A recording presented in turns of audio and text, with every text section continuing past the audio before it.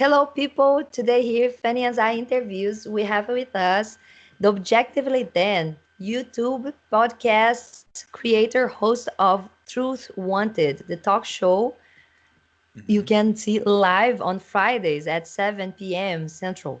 Uh, and you can call 512 And he is also a board of directors and member of the atheist community of Austin. Thank you very much for coming, Yeah, thanks Dan. for having me on, Fanny. Appreciate it. So the Truth Wanted is over almost 12,000 subs. It's a post-Christian secular humanist and street epistemology enthusiastic page. Can you tell us a little bit how did everything start? When did you become an atheist? Yeah, so Truth Wanted right now, like you said, just over 12,000 subscribers. Started in late 2018, so been doing it since then, on and off. It's been really cool having that opportunity. We film it out of the atheist community of Austin, so the same place where you watch Talk Heathen and you watch Atheist Experience, same crew that helps make those shows helps makes my show. I first started off, kind of doing some stuff on my own, but even before that, most people first saw me when I was a Christian, which is kind of different from a lot of people's stories. Those of you who watch Fanny's show, you probably know Anthony Magnavasco, the street epistemologist, of course. And I was a Christian featured in one of his videos back in 2015. And I had an interview with him. I was in college at the time. We had like a 30-minute conversation. Eventually, I did lose my faith and kind of started joining the atheist horde, I guess. I got back in touch with Anthony, a couple of years later, and then through him started talking to other people. I started meeting other content creators and decided, hey, I want to keep making content too. And so I talked with the folks at the ACA. I'm like, hey, I want to try to do a call-in show, but maybe with a bit of a different spin. And so they gave me the green light, and I've been doing Truth Wanted since then. So it's been a really awesome ride. I talk to new people every single week. And of course, I get all kinds of crazy, wacky calls. I've talked to people who believe in flat Earth. I've talked to people who believe in Bigfoot, aliens, and of course, God beliefs too. We kind of run the gamut of all kinds of different topics. Yeah.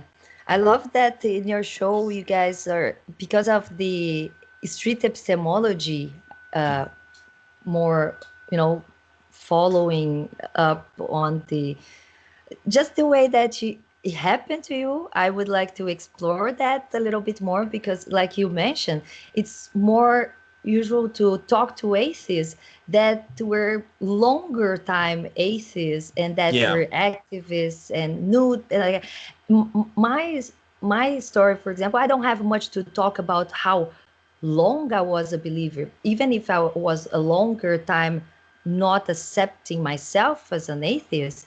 I did not go deep into being uh, super religious in any of the beliefs I went through.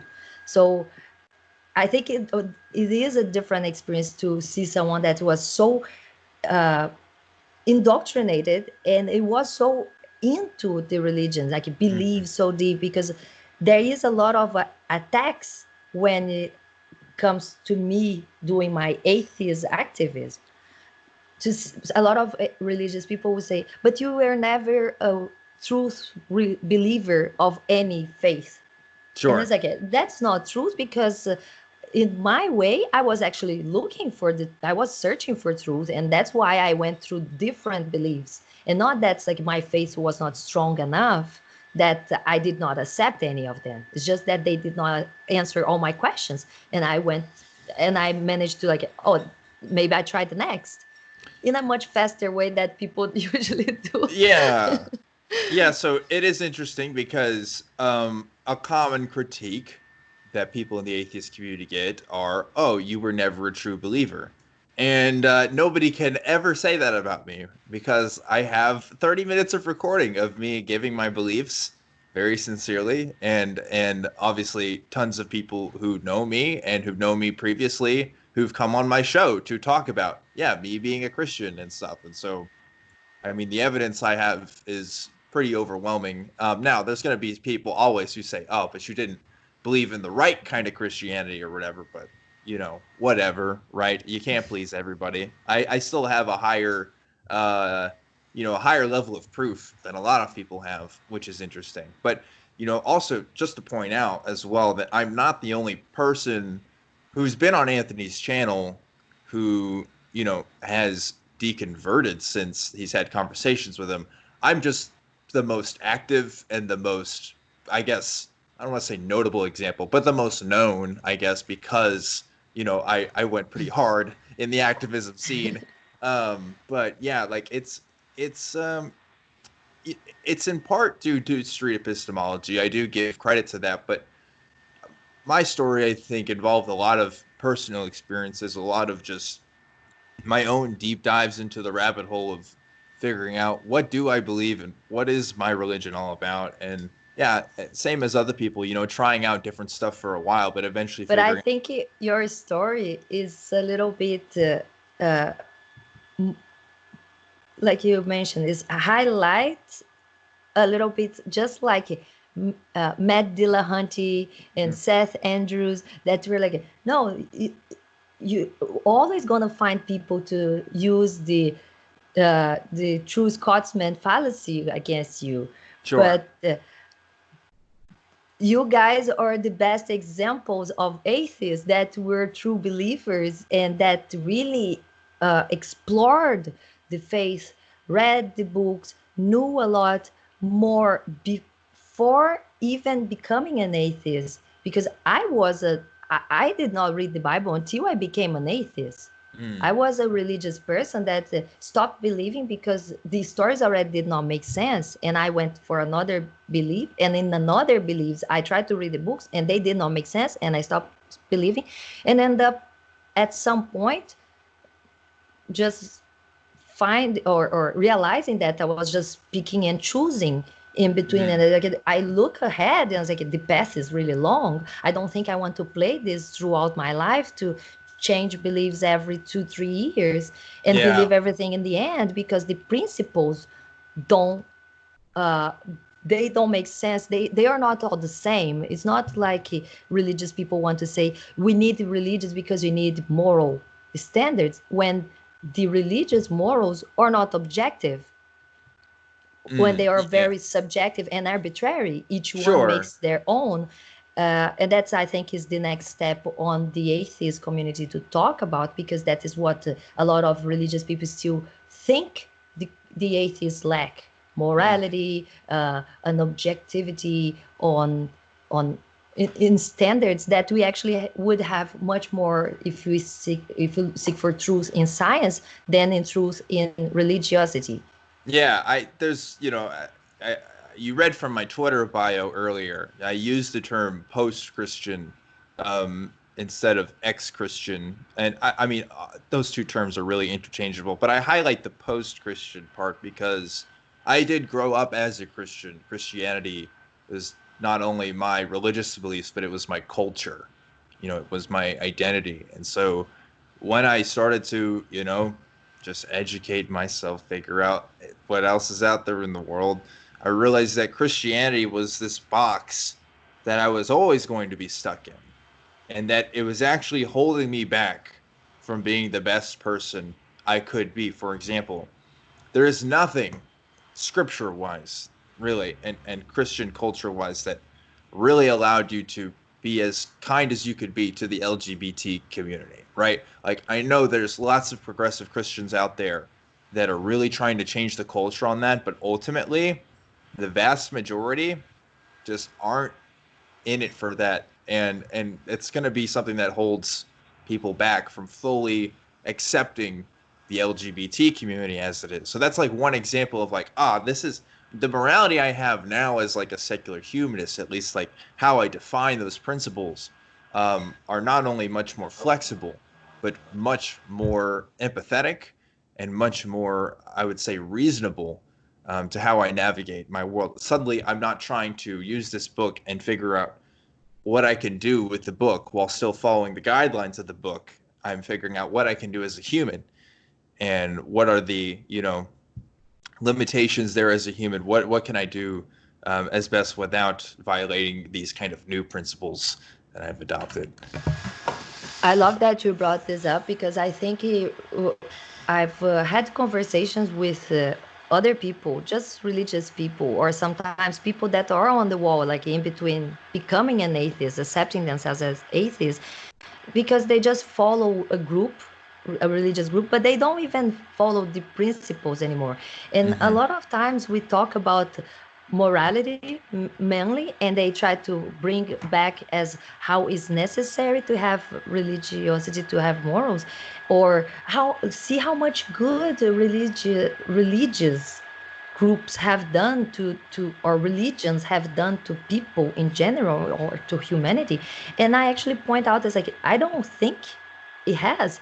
If you think in general as something more that would stop the evolution and the progress, just like you mentioned about moral standards, slavery was something, it is something that is okay in the Bible, and we took a while and reason to realize that was bad and stop doing, and then start telling people don't do it anymore. And then the church said, like, oh, those are just metaphors, this is just old past scriptures, we don't follow this, our morals are progressive. And it's like, oh, but what about the God's morals is immutable, so we should not change, or it did not change, we change, we reform the religions, like the way that we talk about how it's necessary now to go through a reform Islam, Yeah. for example. Yeah. But and I see that, for example, that is moral evolution being stopped by church, the same way as maybe science, maybe we could be living longer, maybe not forever, but longer with stem cells, medicine and technology and development in medicine. But why don't you do a lot of science, and how much religious and church have stopped medicine and development in medicine and in science throughout history in Yeah. general. So we don't see that in the micro analysis, but can we actually see that if we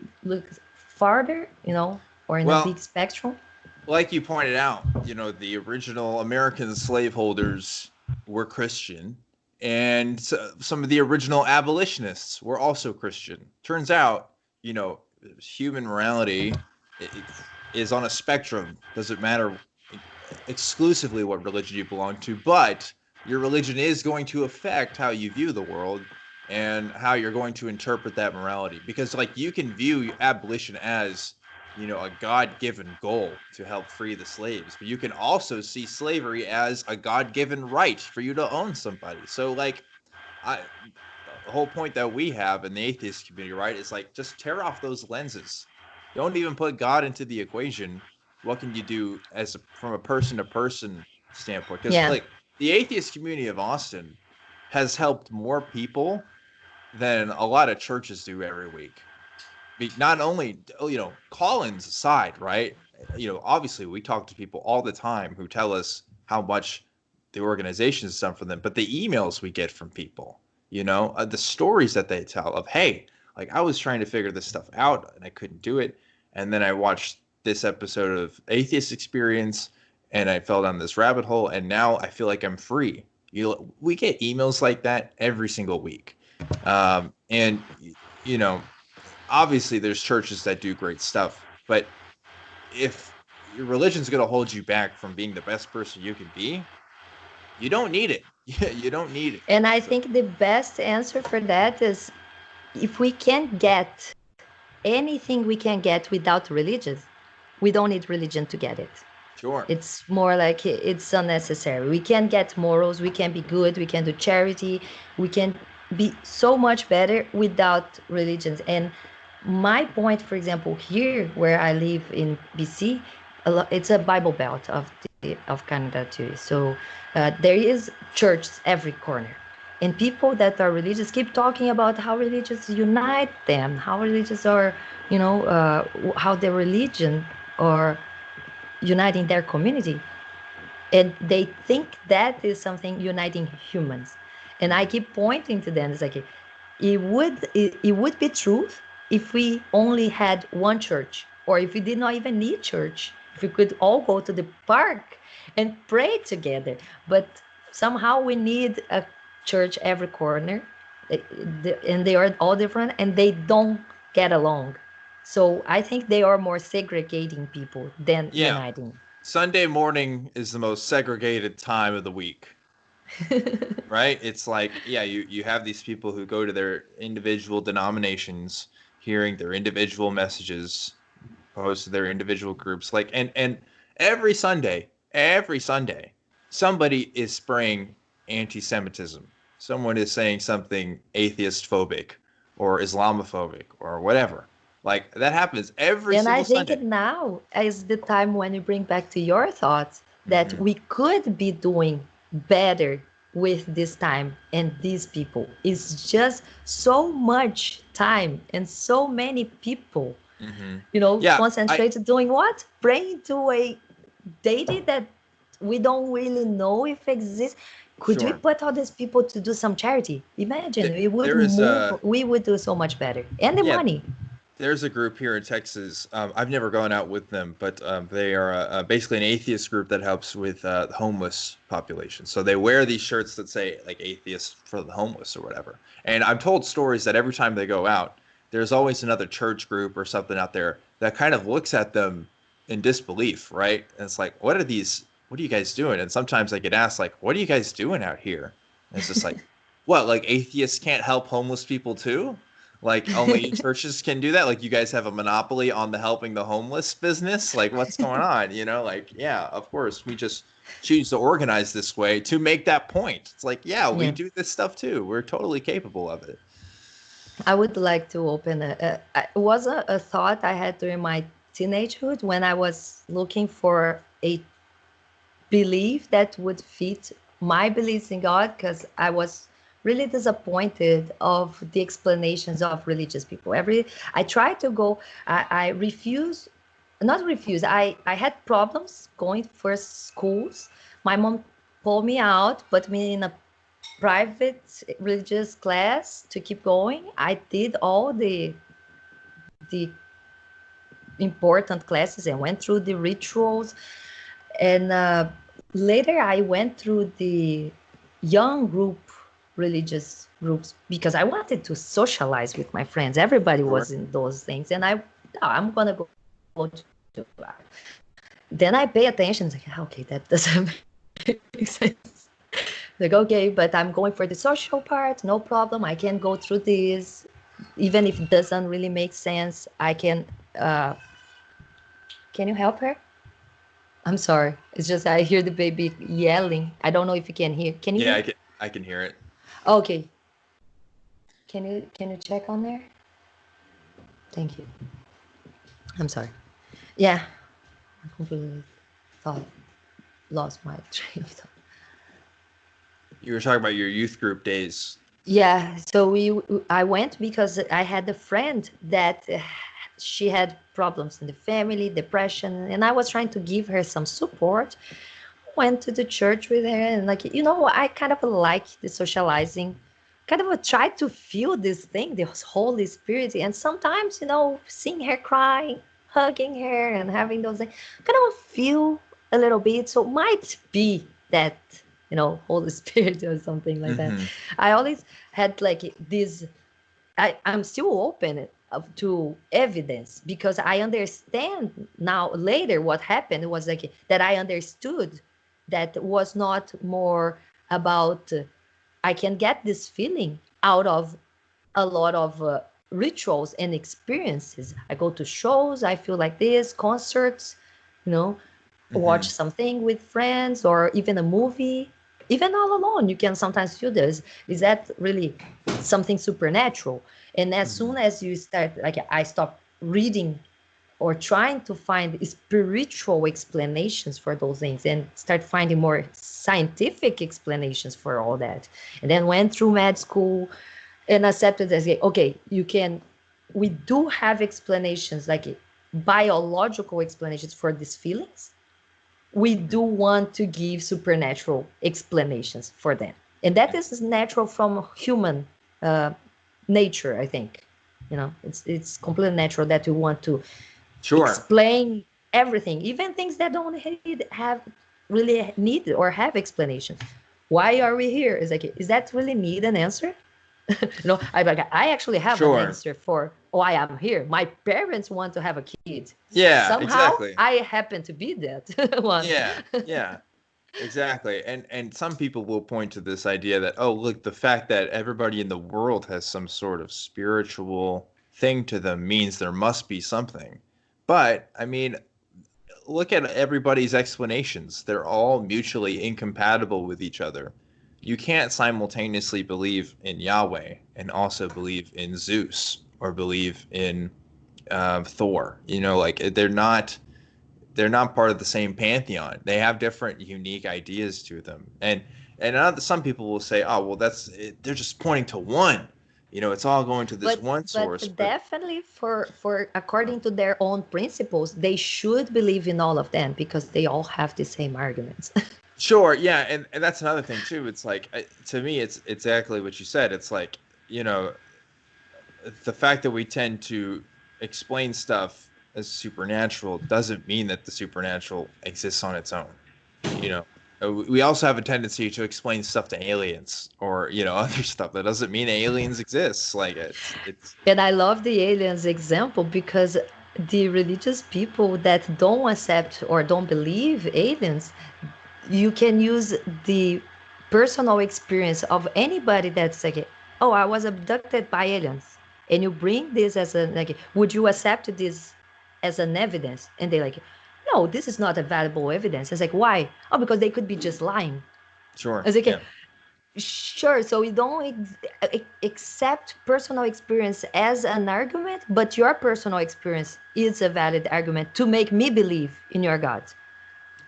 in some ways, yeah. I mean, some Christians do point this out. It's like, well, if you don't accept personal experience, why does your personal experience of not experiencing matter? And it's at the end of the day, I can only rely on me living in the world and figuring it out. But I have a call-in show. And I joke that God or Jesus or whoever, they can call in. I have a time every Friday. If they want to make the time, they can do it. People always say, "Oh, you need to find Jesus. You need to seek out God." It's like I've done a lot of seeking. I haven't seen the favor being returned. So maybe if they want to seek me out, that's cool. But you know, I I can like only the do so idea that much. you guys are promoting street epistemology and trying to have honest conversations, because what I see a lot too in the atheist community and sometimes on the talk shows is that, of course, we end up like mocking when the person cannot get out, when they are stuck on their rabbit hole, like Hmm. cognitive dissonance, and keep talking about like nonsense. But a lot of mocking, or sometimes like not approaching properly on the street Sure. epistemology, can create this kind of like a bad image of atheists that a lot of Yes. big names nowadays want to. I don't want to even use the atheist term. I don't want to be called an atheist because there's a pejorative Yeah. meaning on And it. that's a criticism that I wanted to acknowledge when I created Truth Wanted. Because, I'll use the example of Matt Dillahunty because I love Matt. Matt's my friend. I Okay. love him. No, I Matt, love Matt. I love his approaches. I know Matt he's is, mad sometimes and understand sometimes that no patience is well, here's, something that you might experience on live shows. here's the thing about Matt and what he does with Atheist Experience, right? It's not that what he says isn't valid.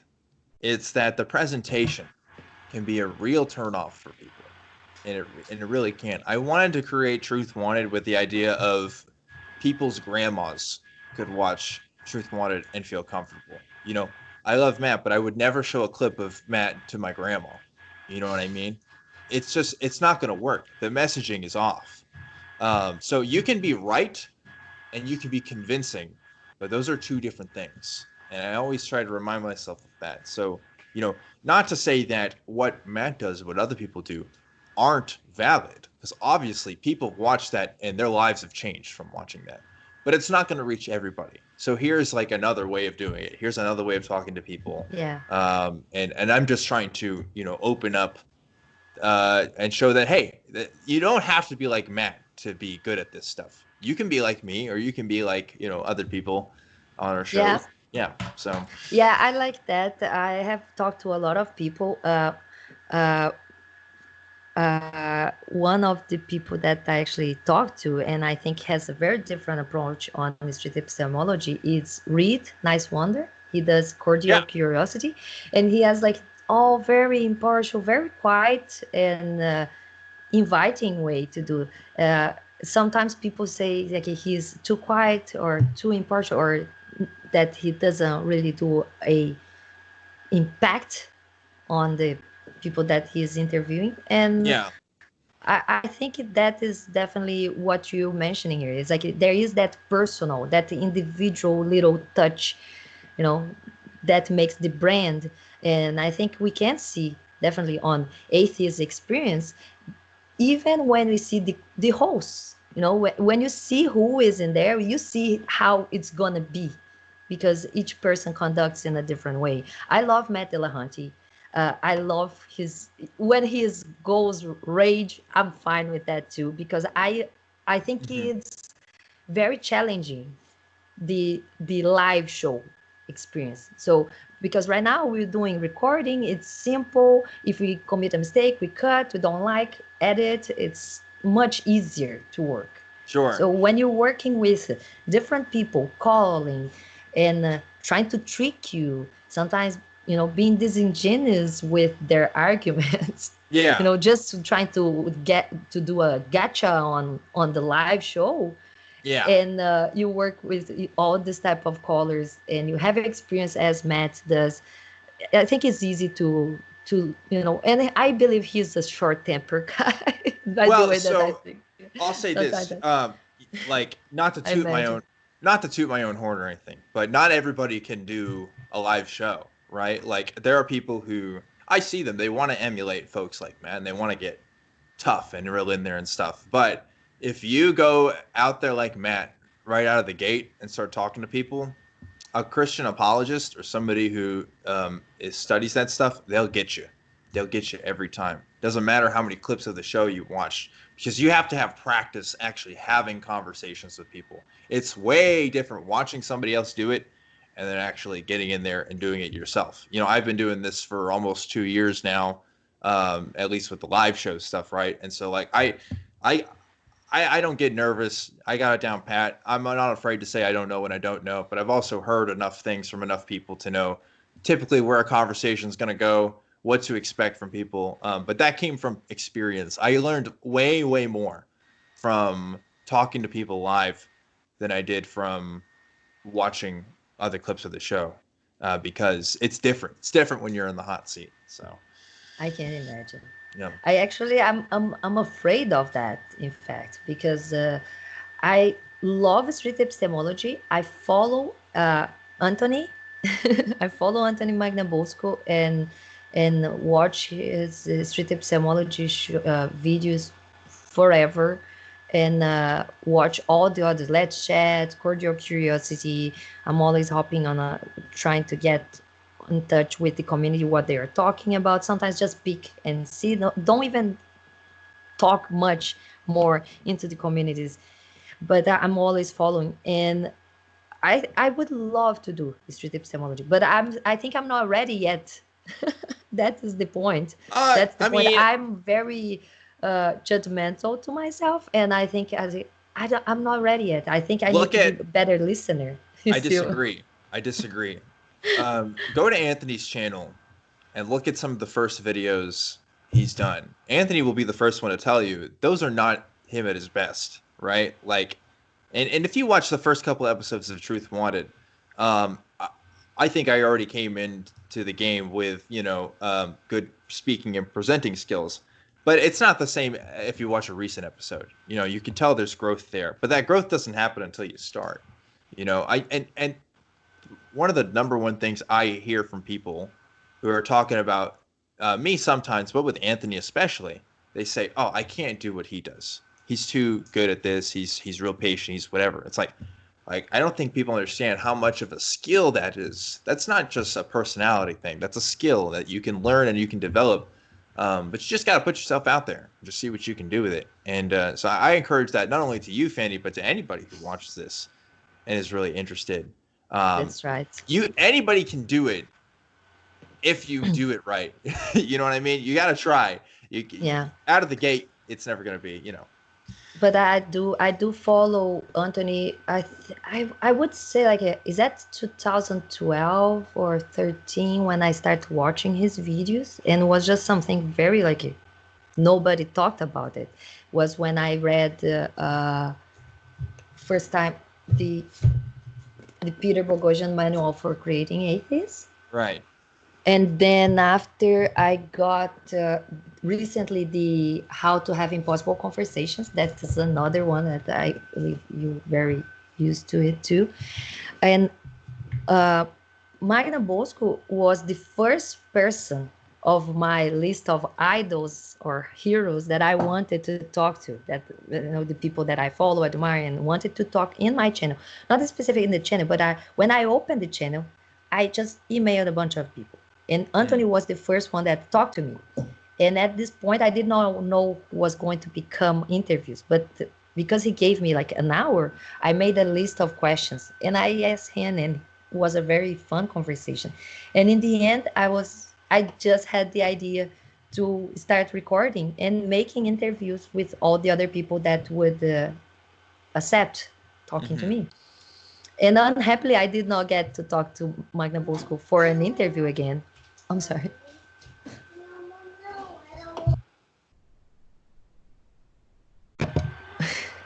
Usually I cut those, but I'm not even sure about this. Just keep going.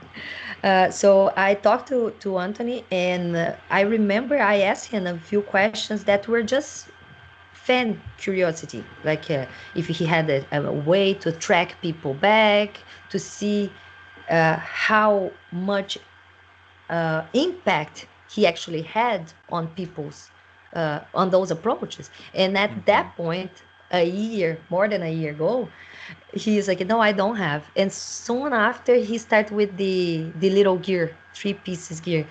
And I never had the chance to ask him. It's like, was that like something to keep after, or that he had this idea after it? I thought it was pretty interesting, and I love his approach. But even the ones that, for example, what you mentioned, like to people, inviting people to do street epistemology, I think it's important, and I have talked to other people about this.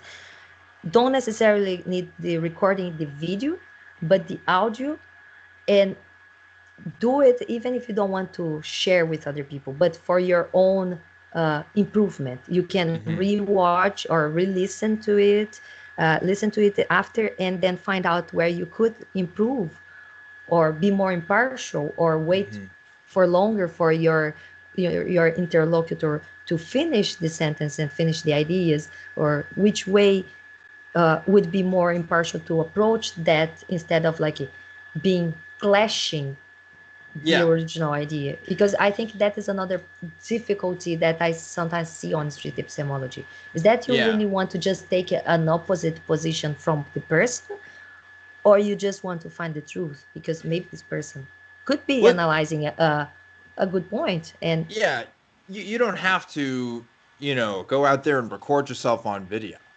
Just starting out with just talking to people. I mean, I do this thing at work where sometimes, the nature of my job, sometimes I have to work with another person for a day, and I rotate with different people. And so it's a great time for me to talk to another person at work. And I've gotten people to open up about amazing stuff that I wouldn't have been able to if I weren't using SE techniques, like stuff that I've talked with my boss about, like trans issues, for example.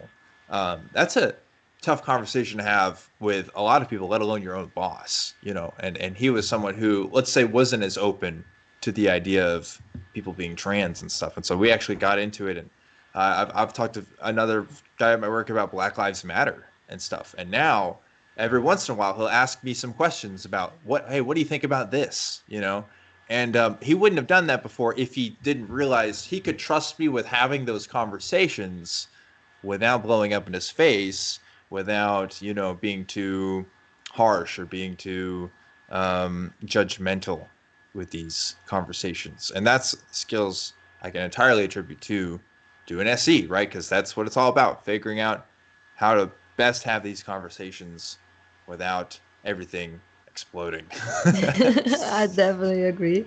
Yeah, I do the same thing, but I don't know if I do uh, conversations being impartial, or if I'm afraid of sometimes I'm just being speaking up my mind, Mm, and then people are not so comfortable to sometimes argue against whatever I already stated.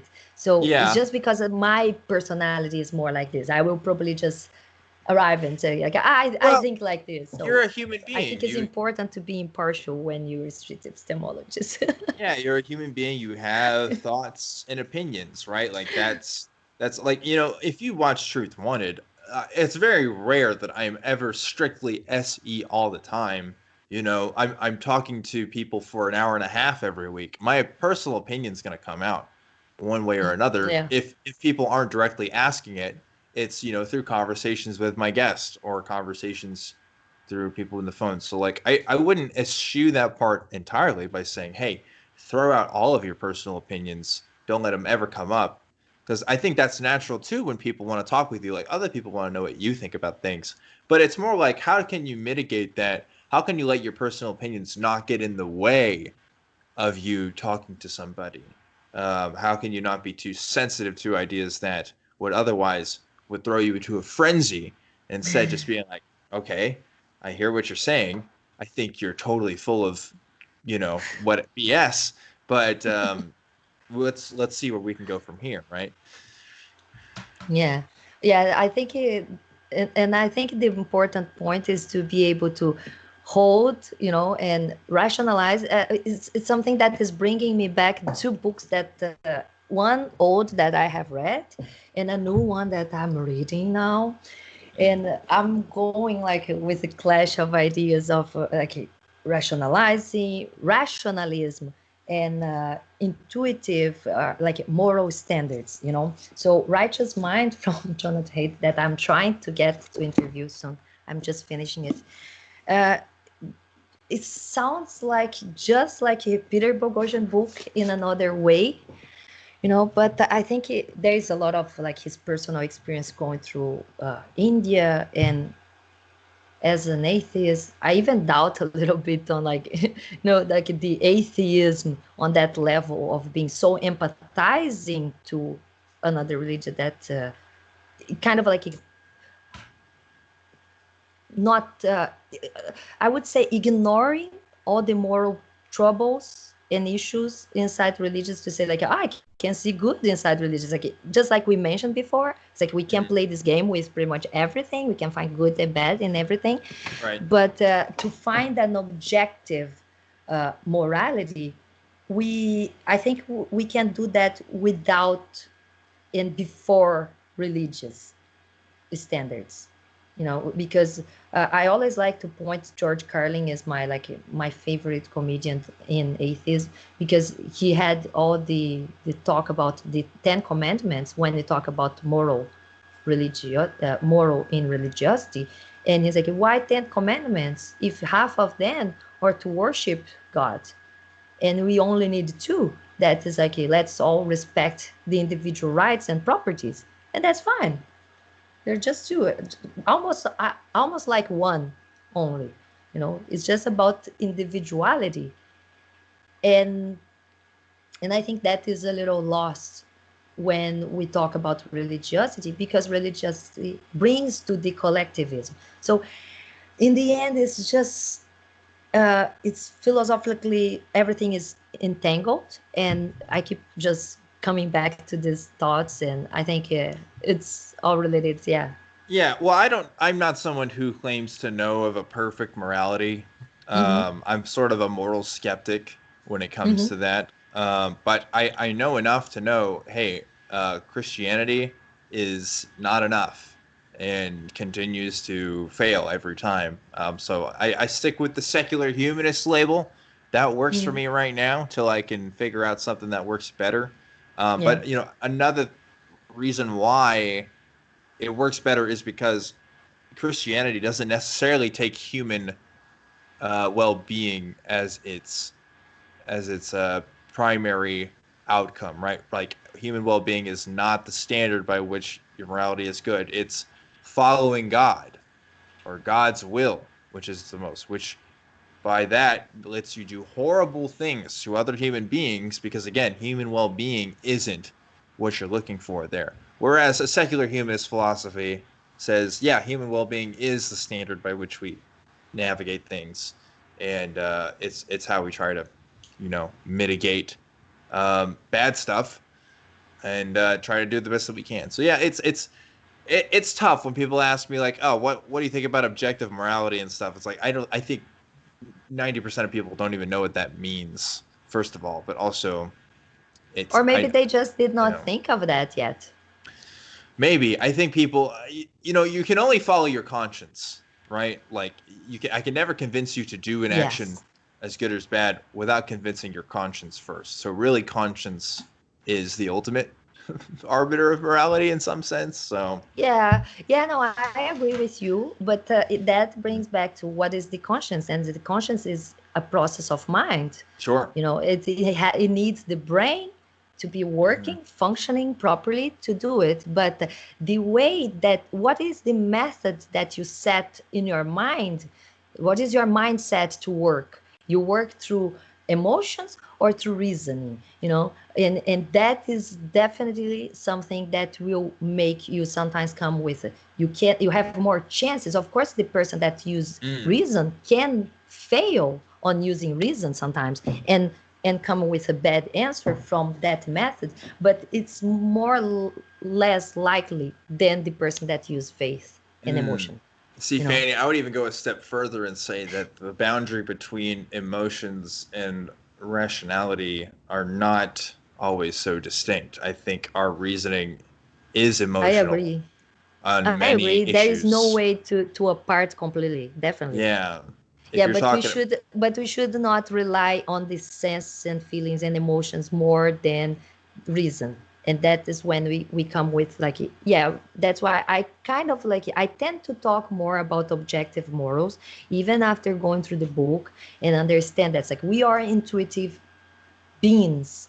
We work with the two. We have these two legs. We have to be emotional the same way we have to be reason. The person that is just reasonable and cannot empathize with other people is a psychopath and is bad to everybody. But the objective moral talks about the individual being like, if you think what is better, what is the best for you, and you behave like that towards others, that is the best way of living. And if we all could do that, that would be the best life we could have.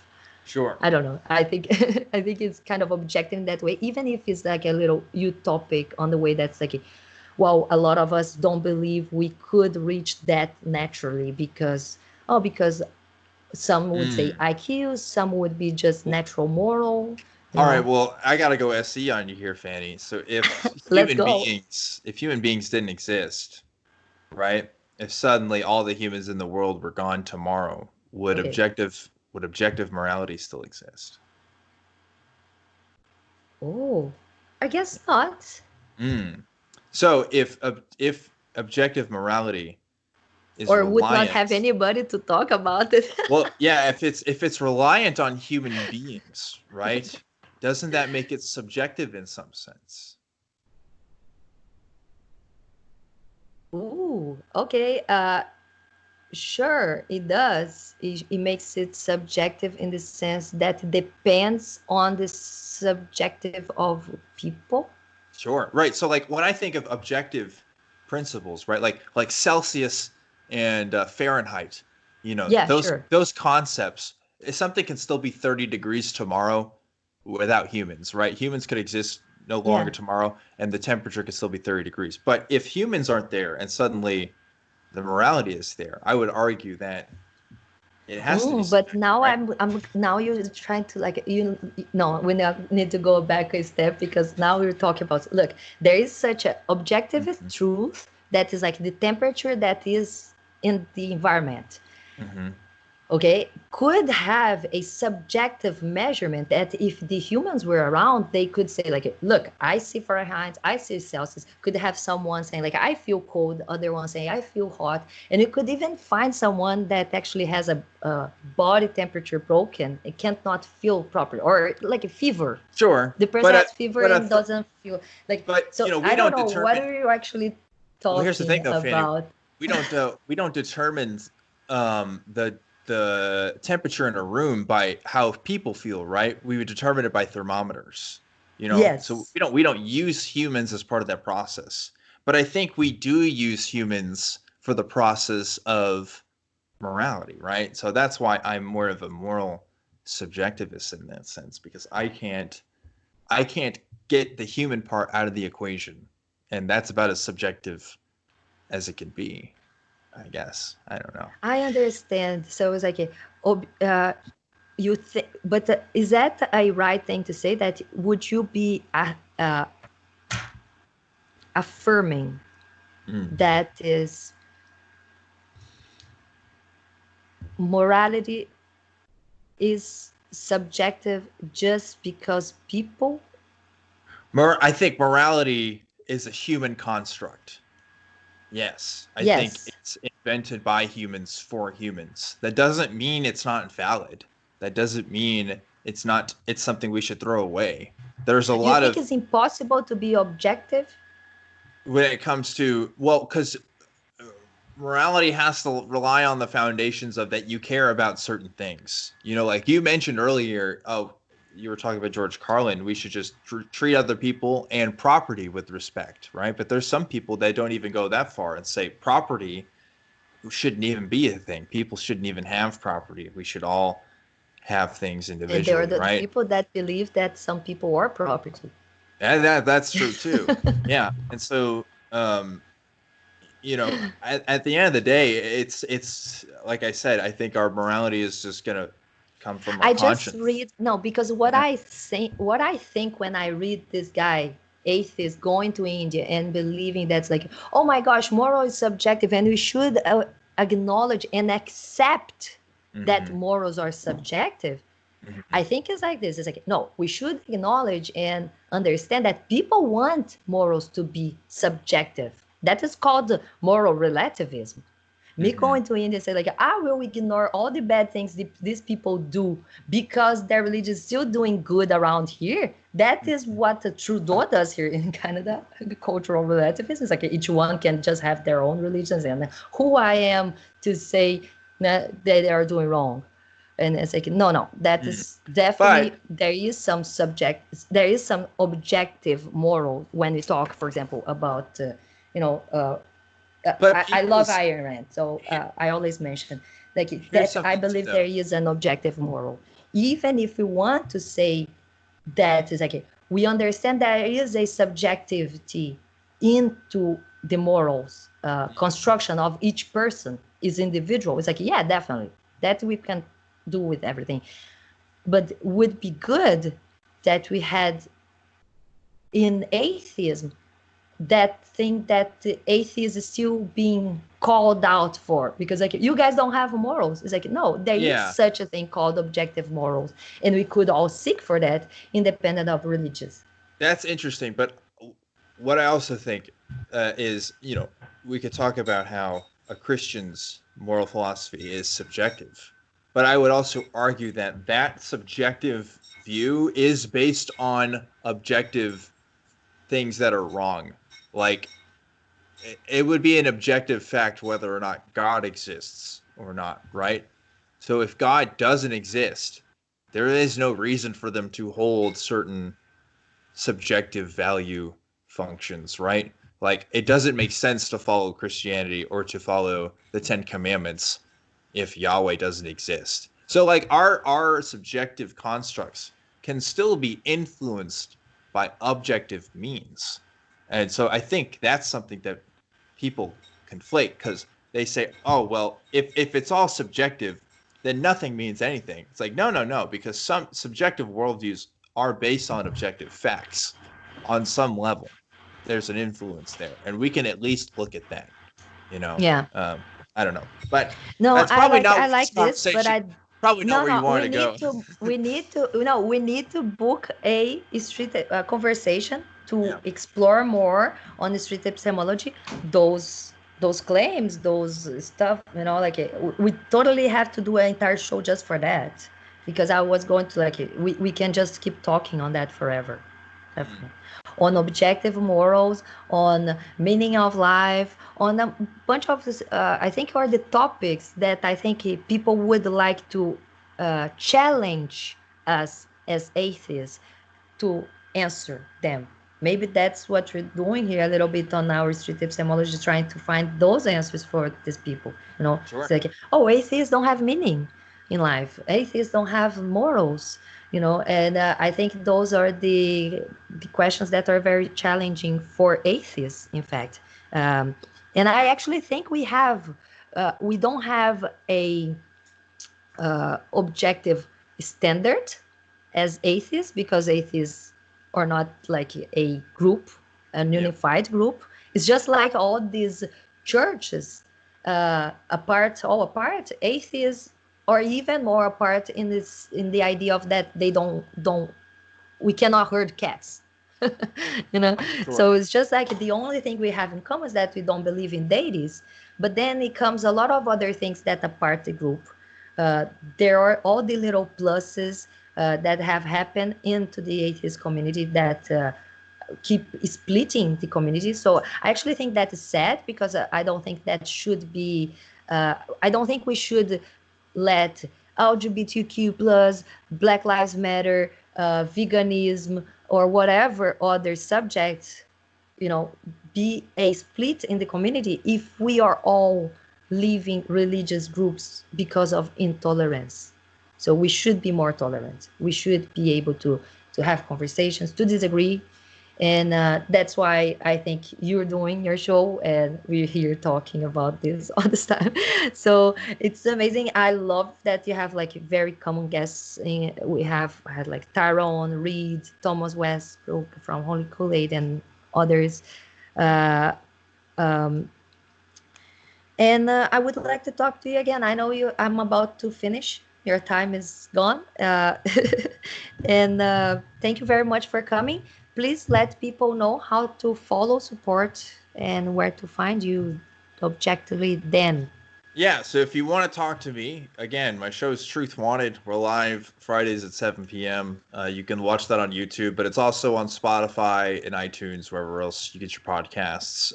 And I am active on Twitter a lot, so you can follow me at ObjectivelyDan. And I have an email that you can contact me directly at, too, and it's truth@atheist-community.org. So there you go. Thank you very much for coming, Dan. And thank you guys for watching. And see you next video. See ya.